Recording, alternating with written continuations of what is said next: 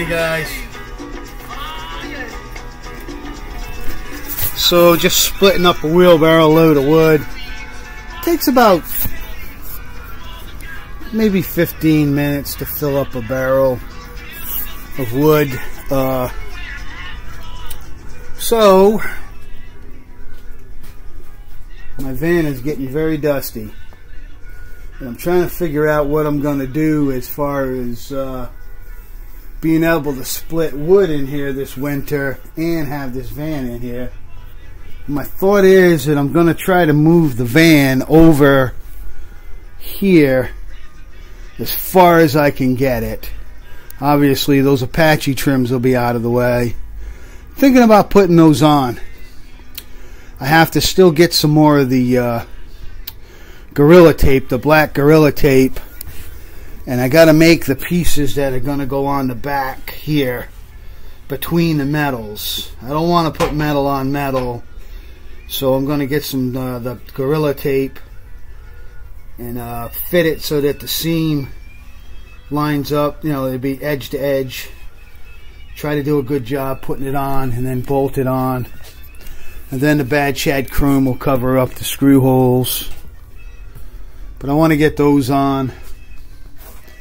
And then I want to get this van slid over as much as possible. I may have to move that clothes dryer and the welder and everything. I really haven't used that clothes dryer in a couple of years. When I was working, I was doing uniforms, and I had, you know, a lot of dirty clothes. I had to change my uniform almost every day when I was working, digging ditches and stuff, you know, or whatever I was working on out in South Tiverton at the time.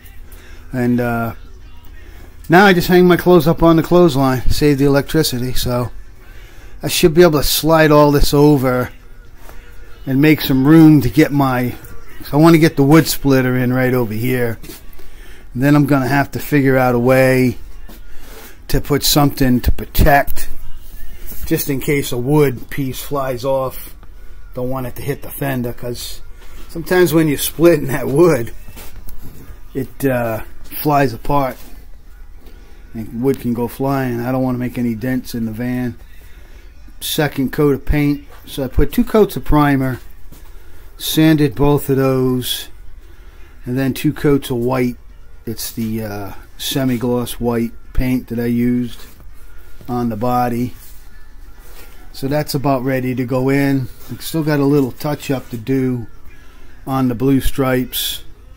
They still need a little touch-up, but I'll be getting on that and finishing that up. And then those can go on. Gonna be looking pretty good here pretty soon. But I'm not ready for clear yet. I've got a ways to go. I want to make sure that like I said, everything's addressed. The pinstriping's got to get put on, all that. So I got a ways to go, and I got to make some room in the garage, so it's kind of putting me in a little bit of a pickle. I don't want to be out here splitting wood when it's 20 degrees out, you know. I'm going to be in my garage with the fire going. So I got to make it work. 54 Chevy. She's doing pretty good. I went out to the store the other day to get some hardware stuff, and had a little work to do in the house. And truck's doing damn good. Finally, all that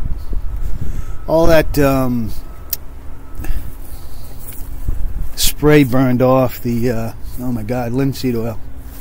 Whew, boy, that sun feels good. That sun feels real good.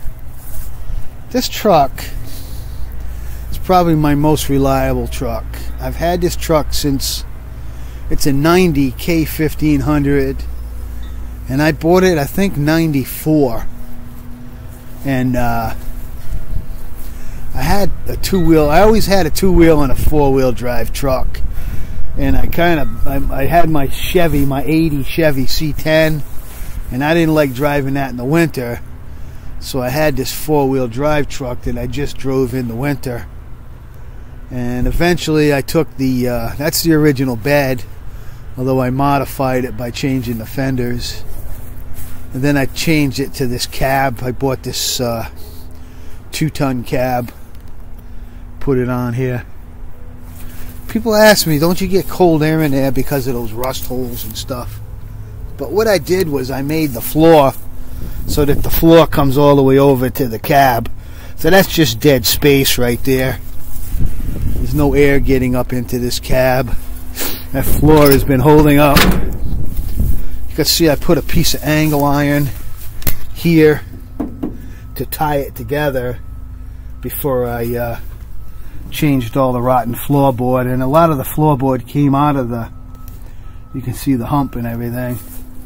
That all came out of the other truck. So I don't get any wind or anything in the truck while it's driving. It does pretty good. Uh-oh. Lucky thinks we're going for a ride. She thinks we're going for a ride. Got the airplane way up there coming out of the Fairhaven Airport. Looks like a private plane. Every once in a while I have a jet fly over my roof. It's like we must be like an alternate flight pattern, because it only happens once in a while, I guess, when the wind's blowing in a certain direction. But I'll see a jet fly over. You can almost see the pilot. But they're not that loud. It's not like when they take off. They're a lot louder when they take off. Alright guys, see what's going on here, Rusty, Rhode Island. I gotta do one more wheelbarrow of wood. Then I'm gonna take a break. And then I'm gonna come out and get on these blue trims. That's my plan for Monday. Hope you're enjoying your Monday. Out from Rusty, Rhode Island, guys.